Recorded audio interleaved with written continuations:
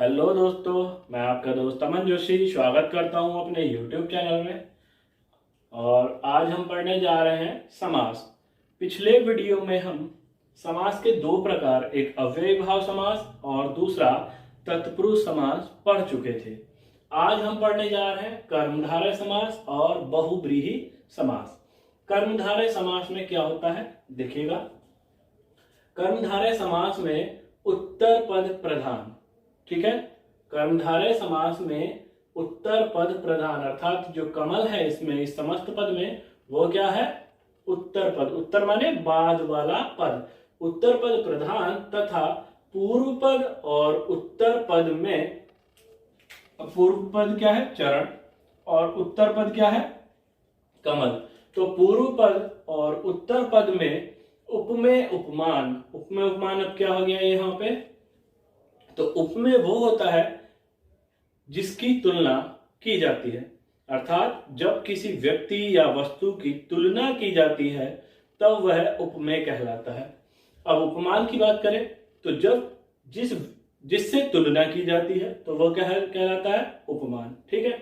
जिस व्यक्ति या वस्तु की तुलना की जाती है तो उपमेय कहलाता है, और जिससे तुलना की जाती है तो वहां उपमान होता है, ठीक। तो उपमेय उपमान का संबंध हो कर्मधारय समास कहलाता है। जैसे कि हमारा पद क्या है? चरण कमल। तो अब चरण कमल को मैं तोड़ूंगा तो उसका जो मतलब निकलेगा, चरण के समान कमल, ठीक है। जो कमल की तुलना की जा रही है वो चरण के, ठीक है, चरणों से की जा रही है। यह जो चरण है, चरणों की तुलना किससे की जा रही है? कमल से की जा रही है, ठीक। उसके बाद करें तो बात करते हैं, अगला समास है मृग नयन। तो मृग के समान नयन, ठीक है, मृग के समान नयन। जो नयनों की तुलना है वो किससे की गई है? मृग से की गई है। अगली बात करें दही बड़ा। तो दही बड़ा में दही में भिगोया हुआ बड़ा। नेक्स्ट है प्राण प्रिय। तो प्राणों के समान प्रिय। अगला एग्जाम्पल है हमारा सुहासनी। सुहासनी का जो अर्थ होगा उसको जो हम समस्त पद को विग्रह करेंगे तो तब आएगा सुंदर है जिसकी हंसी, ठीक, सुंदर है जिसकी हंसी। नेक्स्ट है सुलोचना। सुलोचना को अगर जो शब्द समस्त पद है, यदि हम इसका समस्त पद का विग्रह करते हैं तो बनेगा सुंदर है जिसके लोचन, अर्थात लोचन माने आंख, ठीक है, नयन। अंधकूप, अंधा है जो कूप। नेक्स्ट है सची स्मिता, तो अर्थात पवित्र है जिसकी मुस्कान, ठीक। ये था कर्मधारय समास। नेक्स्ट है हमारा बहुव्रीहि समास। अब बात करते हैं हम बहुव्रीहि समास की। तो बहुव्रीहि समास में क्या होगा? जिस समस्त पद में, ये हमारा क्या है? पीताम्बर एक समस्त पद है। जिस समस्त पद में कोई पद प्रधान नहीं होता है, अर्थात दोनों पद मिलकर किसी तीसरे पद की ओर संकेत करते हैं, तो वहां क्या होता है? बहुव्रीहि समास होता है। जैसे हमारा जो समस्त पद है वो है पीताम्बर, जो कि दो शब्दों से पीत प्लस अंबर से मिलकर बना है। अगर मैं इसको विग्रह करूं तो इसका अर्थ होगा पीला है वस्त्र जिसका, और पीला वस्त्र किसका है? तो पीला वस्त्र है भगवान विष्णु का। तो जब ये तीसरे की ओर कर रहा है इशारा, ठीक, तो भगवान विष्णु का है, तीसरे की ओर इशारा कर रहा है, तीसरे पद की ओर, तो वहां क्या सा समास होगा? बहुव्रीहि समास होगा। नेक्स्ट अपना एग्जाम्पल है नीलांबर। नीलांबर को जब हम विग्रह करेंगे तब निकलेगा नीला है अंबर जिसका। अब नीला है जिसका अंबर, अंबर माने क्या है यहाँ पे? वस्त्र। तो वस्त्र नीले जिसके हैं तो वो किसके हैं? बलराम के। अब तीसरा व्यक्ति, हमें तीसरा पर्सन मिल गया ना, ये तीसरा पद, तो बलराम। यहाँ पे नीलांबर में क्या होगा? बहुव्रीहि समास होगा। नेक्स्ट है जलज। अब जो जलज है, जलज का हम समस्त जो विग्रह करते हैं, समास विग्रह करते हैं, तो इसमें होगा जल में उत्पन्न होता जो। तो जल में कौन उत्पन्न हुआ? शिव, ठीक है। जलज का जो जल में उत्पन्न होता है जो, शिव, या आपकी बात करें तो कमल भी हो सकता है यहाँ पर, ठीक है। नेक्स्ट है जलद। तो जलद में क्या है? जल देता है जो। तो जल कौन देता है? बादल, ठीक। अगला है कपीश। कपीश, कपियों में ईश जो। तो कपी के ईश कौन है? हनुमान। नेक्स्ट है खगेश। खगों के ईश, तो पक्षियों के ईश अर्थात पक्षियों के भगवान कौन है? भगवान गरुड़। ये थे हमारे कर्मधारय समास और बहुव्रीहि समास। अगली बात करते हैं हम द्विगु समास। अब हमारा समास है द्विगु समास। द्विगु समास में क्या होगा कि पूर्व जो पद है वह संख्यावाचक विशेषण होगा। संख्यावाचक विशेषण का मतलब कि उसकी विशेषता होगी, गिनतियों में संख्या में जो विशेषता होगी पूर्व पद संख्यावाचक विशेषण होगा। और मेन पहचान क्या है द्विगु समास की कि इसमें समूह या समाहार का ज्ञान होता है। अर्थात हमें क्या ज्ञान होगा, हमें जो बोध होगा जब हम समस्त पद पढ़ेंगे तो उसमें पता चल जाएगा कि जो हमारा समस्त पद है उसमें कहीं ना कहीं समूह अर्थात ग्रुप छुपा हुआ है। जैसे कि सप्त सिंधु। अब सप्त सिंधु जो है इसमें क्या है, देखो पूर्व पद संख्यावाचक लिखा है ना, तो पूर्व पद संख्यावाचक में तो पूर्व पद संख्यावाचक सप्त, दो, त्रि, तीन, चौ, ती, नव, सप्त।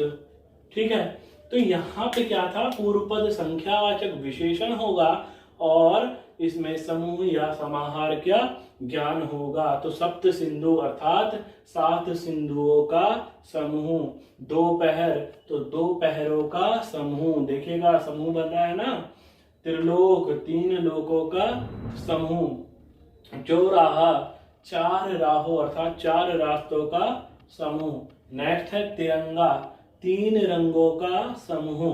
नेक्स्ट है नवरात्र 9 रात्रों का समूह। अगला है सप्ताह, तो सप्ताह में 7 दिनों का समूह। ये आपका क्या है द्विगु समास, इसको नोट करें।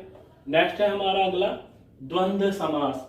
अब एक बात ध्यान रखें, मैं एक छोटी सी ट्रिक बताना चाहता हूं कि द्विगु समास की आपको क्या पहचान करनी है कि आपने ध्यान रखना है कि जब भी आपको मिल जाए कि जो हमारा समस्त पद है उसमें ग्रुप बनेगा, समूह बनेगा, तब आपका क्या होगा, आपका समास जो है वो द्विगु समास होगा।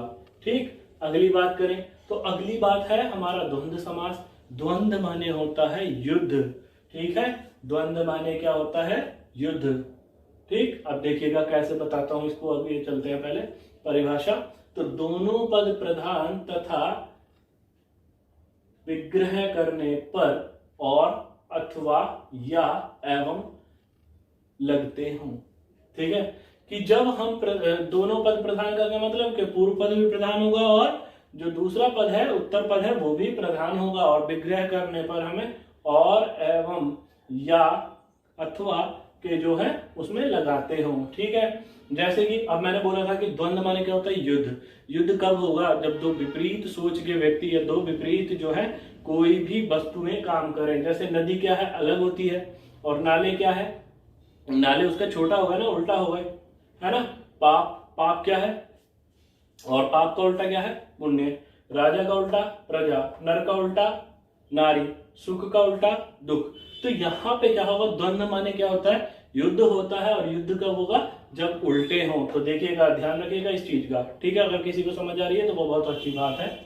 तो नदी नाले, नदी और नाले। अब मैं अपने समास की बात करता हूँ, यहाँ पे हमारा साइन क्या छुपा हुआ है, और पाप पुण्य, तो पाप और पुण्य। ठीक है, राजा प्रजा, ठीक, तो राजा और प्रजा। अब कुछ लोग क्या होते हैं कि वो डैश वाला साइन देखते हैं कि नर डैश नारी, और आपने क्या लगा देंगे, तुरंत द्वंद्व समास लगा देंगे, है ना। इस तरीके से तो करते हैं। अब मैं एक शब्द देता हूं आपको, जैसे पल डैश पल। तो पल डैश जो पल है, तो क्या आप इसमें भी समास जो है द्वंद्व समास लगा दोगे? नहीं, गलत हो जाएगा। क्यों? जब आप पल डैश पल का जो है समास विग्रह करेंगे, जब समास विग्रह करते हैं तो इसका जो विग्रह होगा हर पल या प्रति पल। सही है, इस तरीके से इसका समास जो है समास विग्रह होगा कि हर पल या प्रतिपल। अब प्रति या हर क्या है, अव्यय है, तो ये किस प्रकार का समास है, अव्ययी भाव समास है। सही है, ध्यान रखेंगे इसका कि पल डैश पल, प्रति पल, हर पल किस तरीके का समास हो गया, अव्ययी भाव समास हो गया। तो आप जो है इस डैश के भरोसे ना रहे, यह गलत ट्रिक हो जाएगी आपकी। तो आप केवल एक छोटी सी बात का ध्यान रखें, ट्रिक समझें या कुछ भी, कि द्वंद्व समास, द्वंद्व माने होता है युद्ध, और युद्ध कब होता है, जब दो उल्टे व्यक्ति या उल्टी वस्तुएं हो। ठीक है, तो यहाँ पे सुख का उल्टा दुख, नर का उल्टा नारी, राजा का उल्टा पाप, प्रजा, और पाप का उल्टा पुण्य। ठीक है, तो वहां पे क्या होगा, द्वंद्व समास होगा। नोट करें इसको। ठीक, जो भी आप लोगों को कोई भी डाउट हो तो वो कमेंट में जरूर बता दिया।